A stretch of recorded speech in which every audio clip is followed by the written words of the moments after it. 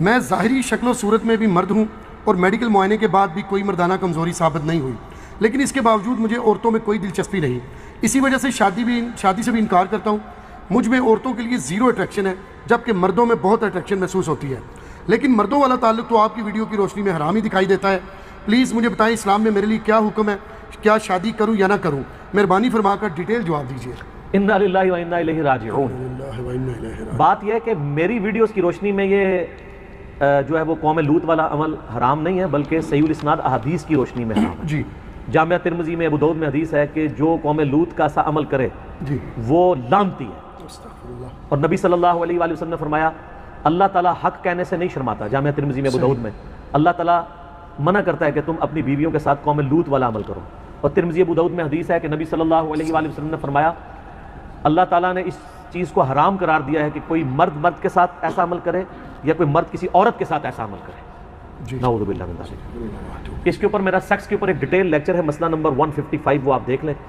لیکن وہ میں ریکویسٹ کروں گا، میں بار بار کہتا ہوں کہ میرے سیکس کے اوپر ریلیٹڈ جو لیکچرز ہیں وہ ایک ہی لیکچر ہے جس کے کلپ بنے ہوئے ہیں،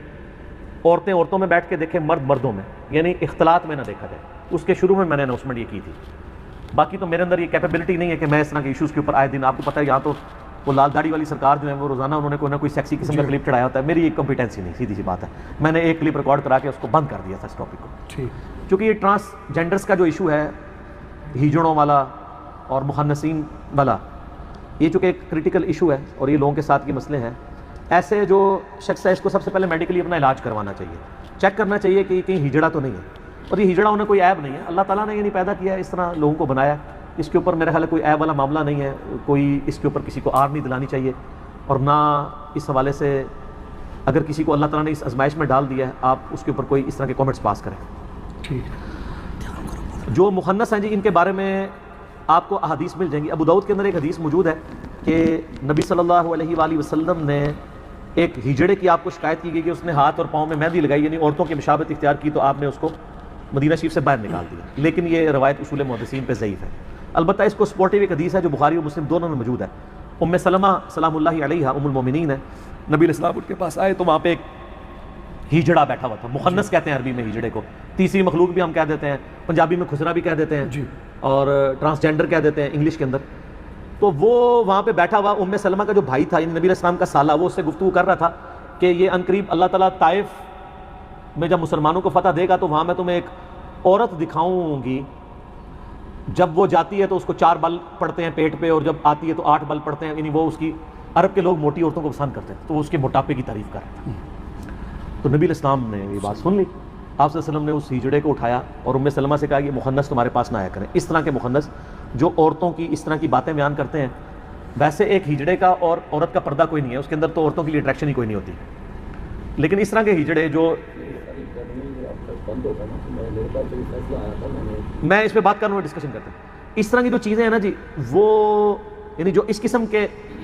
ہجڑے ہیں ان کو تو عورتوں کے پاس بیٹھنے کی مخنثین کو اجازت نہیں ہے۔ باقی جس طرح یہ کہہ رہے ہیں نا وہ لوگوں کے ایشوز بھی ہوتے ہیں، اس طرح کے لوگوں نے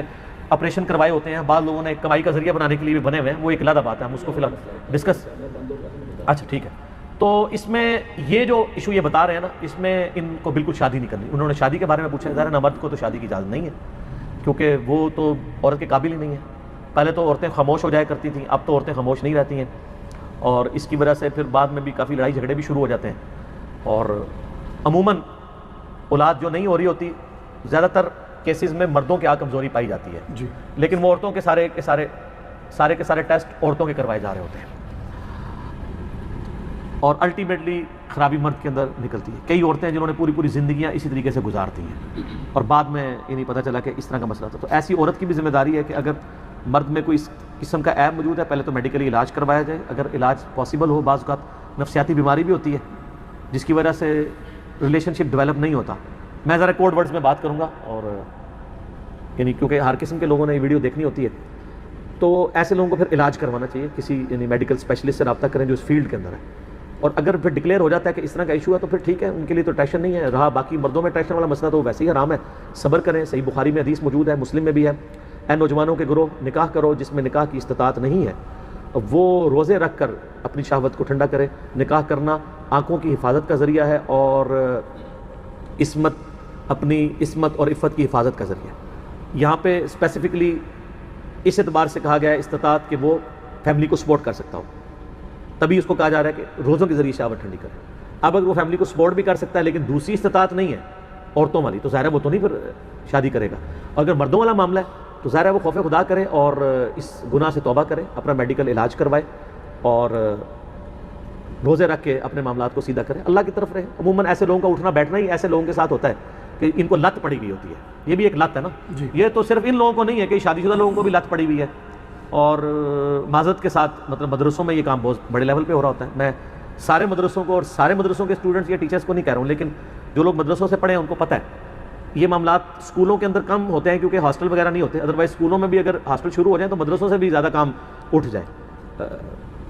کیونکہ وہاں پہ اویلیبلٹی ٹیچرس کے لیے نہیں ہوتی. ویسے تو اس طرح کے واقعات اسکولوں کے لیے بھی رپورٹ ہوتے ہیں. یہ بھی یعنی میڈیا کی بھی 2 نمبری ہے، صرف مدرسوں کو ہائی لائٹ کرتے ہیں، اسکولوں کو بھی کرنا چاہیے جہاں پہ اس طرح کی برائی ہو رہی ہے. لیکن یہ علیحدہ بات ہے کہ مدرسوں میں یہ زیادہ ہو رہا ہے کیونکہ وہاں پہ اویلیبلٹی زیادہ ہوتی ہے،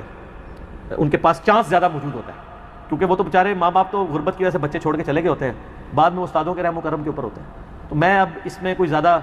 یعنی ولگر گفتگو کرنا نہیں چاہتا. آپ کو مدرسوں کا معاملہ پتہ ہے. اگر آپ نے اس معاملے میں میرا کلپ دیکھنا وہ بڑا سخت کلپ تھا عبدالستار ایدھی صاحب کے اوپر، جب ایک مفتی نے کامنٹس کیے تھے، میرا وہ کلپ بڑا وائرل ہوا تھا، تو وہ آپ دیکھ لیں تو آپ کو پتہ چل جائے گا. عبدالستار ایدھی انجینئر محمد علی مرزا لکھے تو وہ کلپ ٹاپ پہ کھل جائے گا. ٹھیک ہو گیا جی. جزاک اللہ. جہاں تک سوال میں سنا تھا اس میں وہ میڈیکلی بندہ کہہ رہا ہے کہ میں فٹ ہوں. میں نے جواب ہر طرح سے دے دیا. ٹھیک ہو.